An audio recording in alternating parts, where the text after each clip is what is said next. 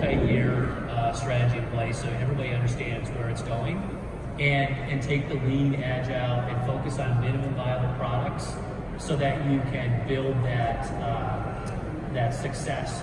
Objective, look at that, make sure you can follow a model. If you can model it, then you can measure it. If you can measure it, you can improve upon it. The second is, as one is looking, don't be mired by fancy UI.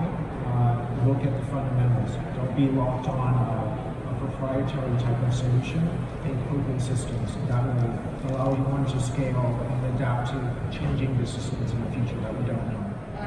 Is ready for this, that you're all on the same page, because that's a lot of times where we see failures happening, is not being aligned from the business and technology side.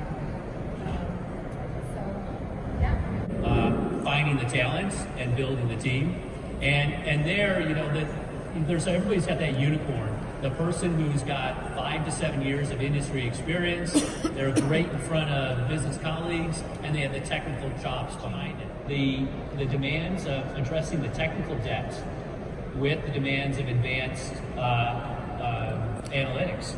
And if you look at even Carhartt, as I came in, it didn't matter where it was in. We got thousands and thousands of BI reports. We maybe didn't have an MDM or a PIM. And you've got to fix all that while at the same time creating all those advanced managing expectations.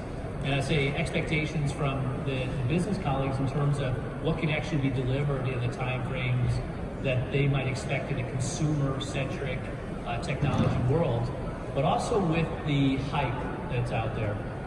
They're getting constantly bombarded every day about solutions that will magically deliver AI and machine learning for them overnight.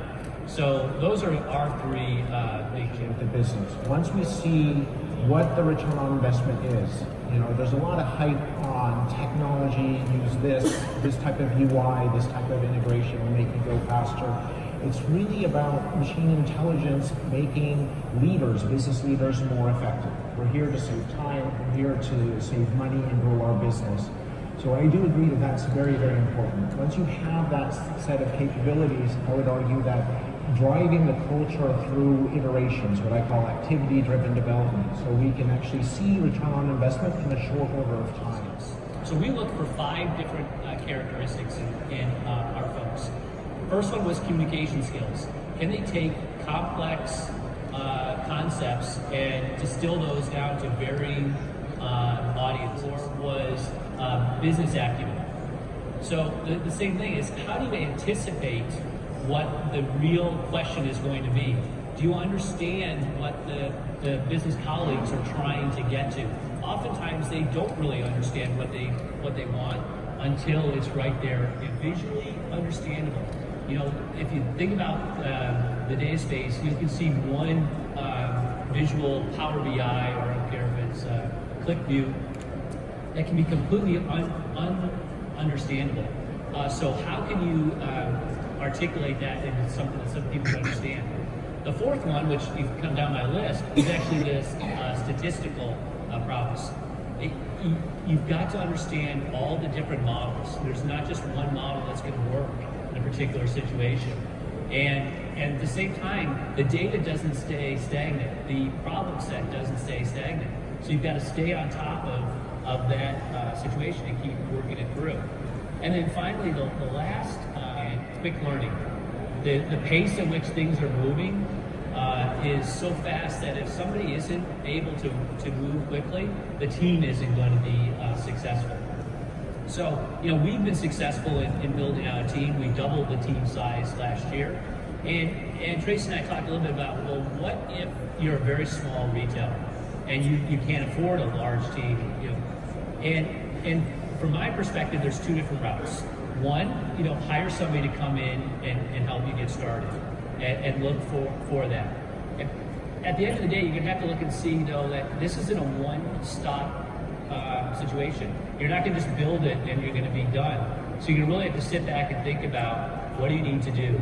If it was me, I was a small retailer, I would make sure, though, if I had one person on staff, I would make sure, though, that they really understood the statistical side of things. Small shop, you have to have that type of mindset and capability, that culture, the organizational dynamic on how one can move forward, very, very important.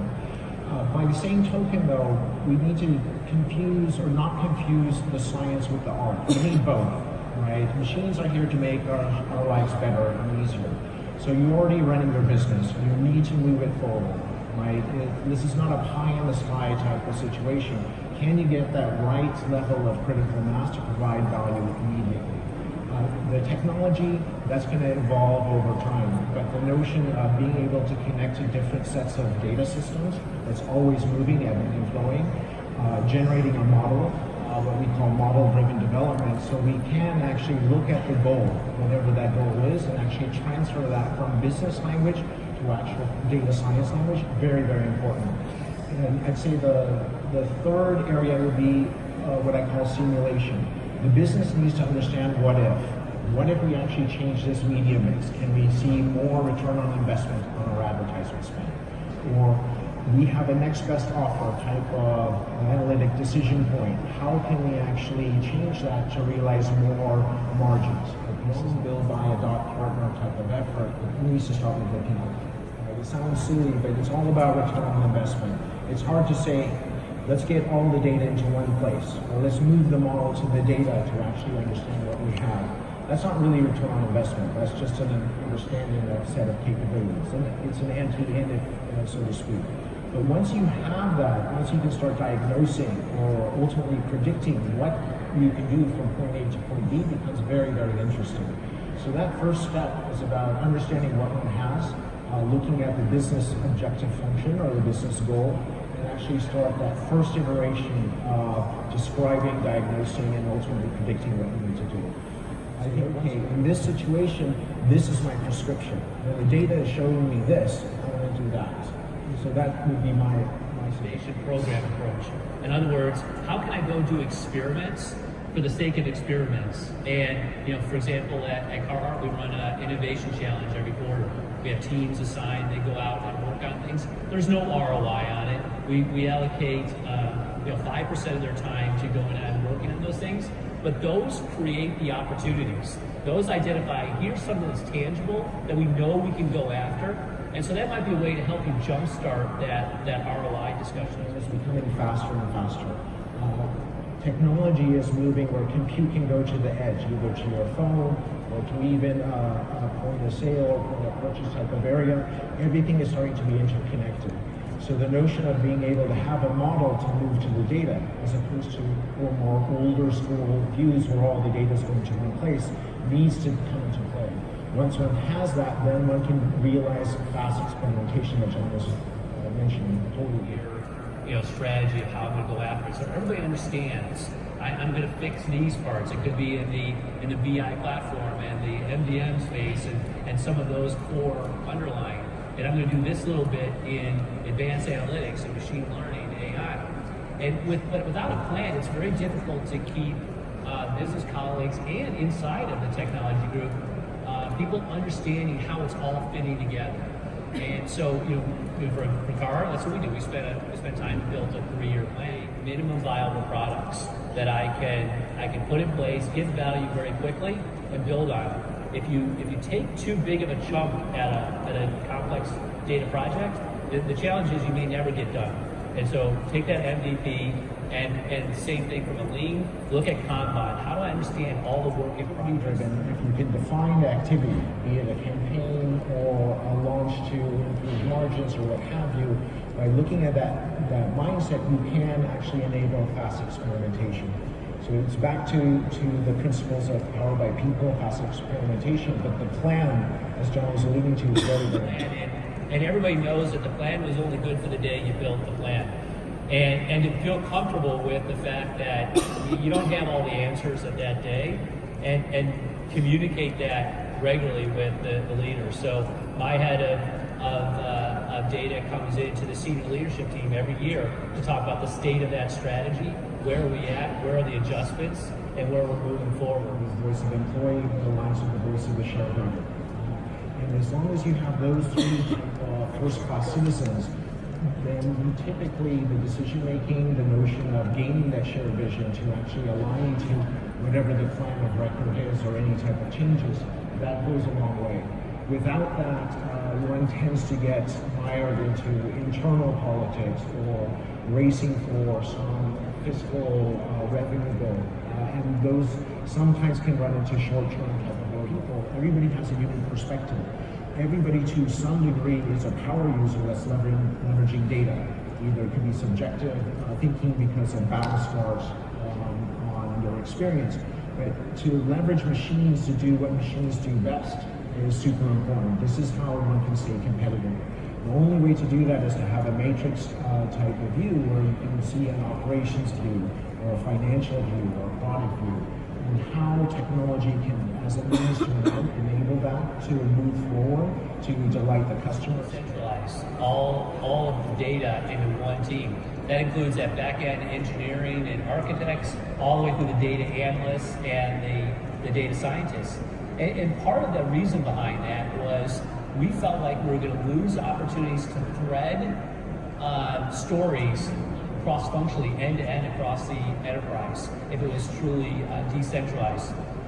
But what we did is we went out and hired these data scientists, data analysts, and what we did is we said we're going to put those data scientists on the various leadership teams. So somebody in the supply chain leadership team, somebody in the product leadership team, somebody in the sales and marketing leadership teams. And that was a way to get them embedded, to understand at a strategy level what was going on so that they could anticipate what the various business colleagues' next questions were going to be. What are they looking to achieve? So that was the way we went about embedding that, but also gaining that leverage, from having a central look back at the culture of your organization and what's going to work for you. For Carhartt, culturally, this was going to be the best way for us. Machine learning, you probably get 100 different answers. So, that to me is the first thing, is to just do the definitions of it. What is the actual application of each of those technologies? Only when we've got a real solid ground, a common understanding of what those are, can we start working on going in and attacking it. And then for us, it's in that space still, because we had so much technical debt we were addressing, we focused on those MVP, those small things we can go do, and focused in our innovation program to go address the ROI opportunity for right? It's a mechanism or protocol for turning data into actionable insights. What we do talk about is what's the business objective. The objective could be to minimize time, maximize revenue, allow some type of quadratic type of allocation type of issue. All of these things, if we can model it in a business language, and that model can be translated to tech, then how we get to that end is up to the technology team to move that forward. So that's point one. The second area, sell goods, and we want to build something that's adjacent, then I'd say that's something worth considering. If you want to build a data science team for the sake of building a data science team, that's probably not a good start to the discussion. So play with your strengths. The other item is, it's back to return on investment. Right? If one can build, buy, partner, or adopt to actually realize that one can go faster to empower their activity, I'd argue that has a high weighting in those pieces. There's of course some longer term hedges and bets, right? For example, on the technology, I'm going to follow a TensorFlow UI type of mode because of the rapid application development interest.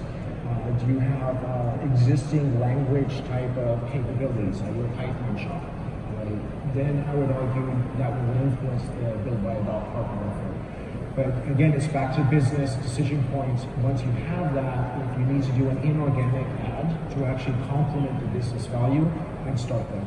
You're never going to be able to buy everything that you want in a package, and similarly, there's no sense in building everything that's available in a package. So that's very much our approach, is making sure that we pick some platforms that we can leverage going forward as an enterprise, but then making sure our folks are able to do that more sophisticated work that's not going to be necessarily available in the package itself. There's always going to be a need to connect to various data sources. It could be that could be agnostic to premise. You can have on-premise type of data, off-premise. You can have data platforms that you purchase, all those pieces. This is always going to be an ever-evolving, moving type of set of capabilities. The suggestion is to be vendor neutral on the southbound, and actually have control at the connector layer. Is that actually, if you have connection and control there, then you control your business moving forward. Strategy in place so everybody understands where it's going, and take the lean, agile, and focus on minimum viable products so that you can build that success. Subjective, look at that, make sure you can follow a model. If you can model it, then you can measure it. If you can measure it, you can improve upon it. The second is, as one is looking, don't be mired by fancy UI. Look at the fundamentals. Don't be locked on a proprietary type of solution. Think open systems. That will allow you one to scale and adapt to changing business needs in the future that we don't know. Is ready for this, that you're all on the same page, because that's a lot of times where we see failures happening, is not being aligned from the business and technology side.